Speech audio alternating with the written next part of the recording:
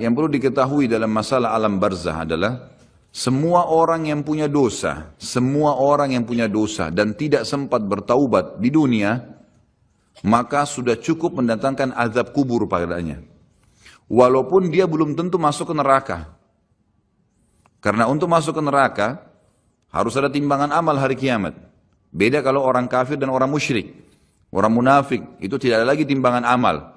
Mereka sudah langsung diseret ke dalam api neraka. Ditimbang amal ini adalah orang-orang yang beriman. Orang yang beriman kepada Allah tapi masih punya dosa, maka ditimbanglah amalnya. Melalui timbangan inilah nanti dilihat, kalau amal baiknya lebih banyak, maka dia masuk ke dalam surga. Kalaupun amal buruknya lebih banyak, masih dilihat lagi, apakah Allah masih mau memaafkan dia, atau misalnya dia masih bisa mendapatkan syafaat saudara-saudaranya, kerabatnya, orang yang kenal dia, atau Rasulullah SAW sendiri, bisa saja. Jadi dia bisa saja selamat ke surga. Jadi untuk masuk ke neraka itu ada proses. Tapi azab kubur nggak ada prosesnya. Siapapun meninggal punya dosa, teman-teman sekalian, hati-hati. Sekecil apapun dosa itu sudah cukup mendatangkan siksa kubur. Walaupun belum tentu dia masuk ke dalam api neraka. Jadi jangan dianggap remeh. Makanya kisah yang masyhur berhubungan dengan masalahnya adalah kisah Uthman bin Affan radhiyallahu anhu yang pernah menziarahi kuburan lalu terisak-isak menangis seperti anak kecil. Lalu beberapa teman-temannya di zaman khilafah beliau berkata, wahai Amir Mu'minin, kenapa anda menangis melihat kuburan? Padahal Nabi SAW sudah menjamin buat anda surga. Dan anda ini siapa?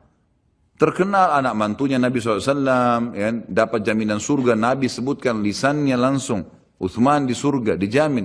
Bagaimana bisa anda menangis seperti ini? Jawaban Uthman radhiyallahu anhu sangat bijak. Orang yang beriman dan berilmu punya jawaban yang tepat. Dia mengatakan Rasulullah SAW menjamin buat saya surga, tapi tidak menjamin saya selamat dari siksa kubur. Dari mana jaminan saya disiksa dulu di kubur? Nanti saya masuk surga, betul. Tapi di kubur disiksa dulu karena masih ada dosa.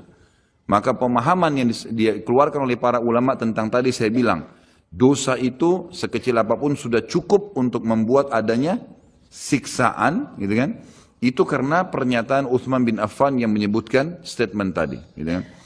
Jadi kita harus memahami poin ini teman-teman sekalian. Makanya jangan pernah tunda minta maaf sama orang. Jangan pernah tunda mengembalikan haknya orang lain. Jangan pernah menganggap remeh dosa-dosa kecil. Tidak boleh sama sekali. Karena kita akan lihat nanti salah satu penyebab azab kubur adalah tidak cebok pada saat kencing. Masalah kecil. Yang dianggap kecil oleh orang. Gitu kan? Banyak orang anggap remeh. Maaf, banyak saudara-saudara kita yang membawa taksi, kendaraan umum di luar sana, kemudian kadang-kadang kita lihat di pinggir jalan kebelet kencing, main mampir sembarangan saja, ya, kencing sembarangan, tidak membersihkan dirinya, ini berbahaya.